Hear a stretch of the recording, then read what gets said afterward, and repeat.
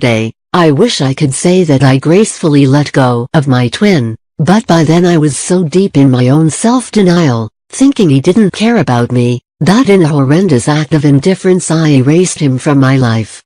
I hadn't stopped caring about him, and of course I wish I had been more mature about it, but I didn't know what I was doing. More than anything, I bolted out of the connection to be freed of the pain. Of all the demons I knew I would have to face to be able to love him freely, regardless of whether he loved me back or not.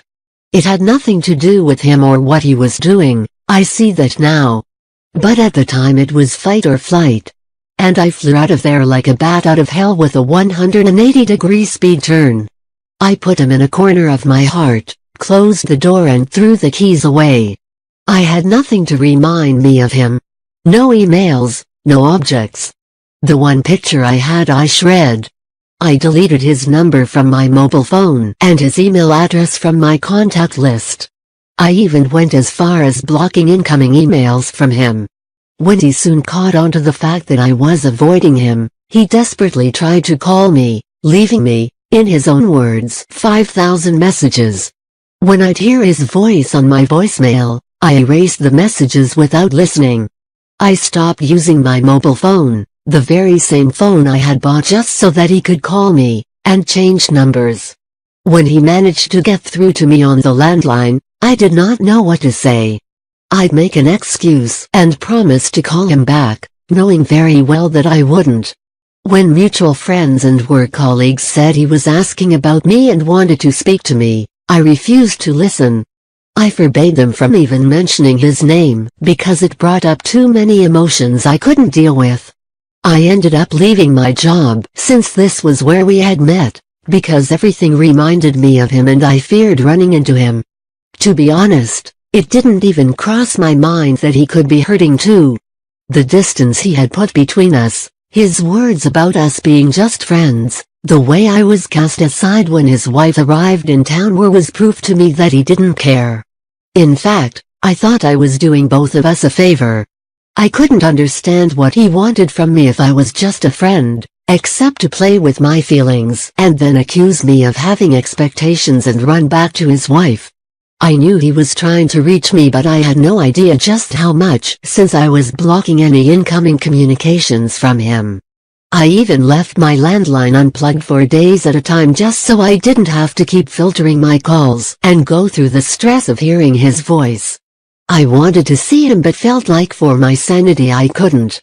When he did get hold of me, I told them that I was back with my boyfriend, which I wasn't, yet. What does the runner feel?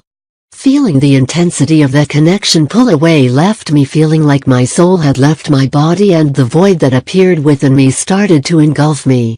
I thought that if I just ignored it, it would go away, but instead, it threw me into the darkest, most agonizing figurative hell, where lost souls wither in agony and pain, where the eternal flames of regret and abandonment lick their burning flesh, and where only God hears them.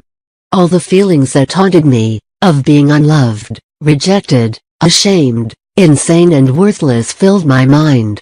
I cried, pleaded and sat in darkness rocking like a nutcase as I felt my heart break in every possible way. Until I met him I had not even believed in God, but I prayed to God like there was no tomorrow. And really for me, there wasn't. There was only an eternal agony. A never-ending hell where I would burn for all eternity, because when I opened myself up to love, all I did was to cause myself and others more pain. I prayed that God would grant me the relief of being able to forget about my twin soul, to erase him from my mind completely. Every attempt he made to contact me only served as a reminder to me that it had all been just a terrible mistake. If this all-consuming, powerful love had not been able to free me from my conditioned, codependent existence, then no other love would ever do this. We had only ever happened by some cosmic error, which God had not hesitated to rectify as soon as he realized his mistake. The height from which I had fallen face first onto the proverbial ground caused me to vow to myself that I would never again try to reach so high, because if love with which nothing seemed impossible could not set me free, then nothing in God's creation could. I so wanted to reach back at him, but I felt that this would be just another mistake, on top of the original cruel mistake. Minutes turned into hours, days, weeks and then months.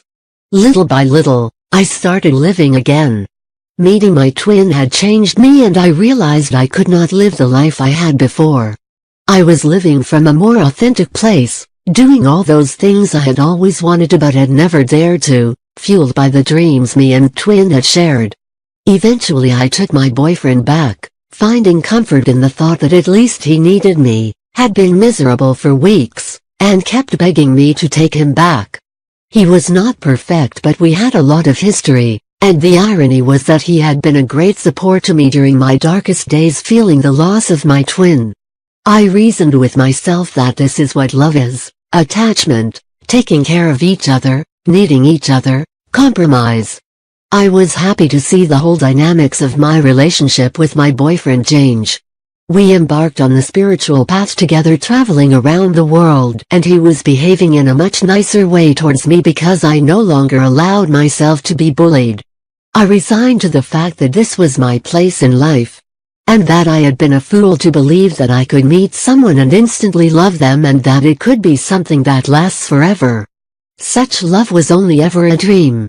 It was only a couple of years later that I found out that my twin had left the country about 15 months after I cut contact with him. Little did I know, on that very same month that he left the country I also decided to do the same, after nearly a decade there. Without knowing anything about each other's whereabouts or movements, we both set off to travel the world at the same time. One morning as I logged onto my emails at a beach cafe in Thailand, out of the blue waiting for me was an email from him. We were both traveling through the same region. I opened his email and without reading it fully, scrolled all the way down.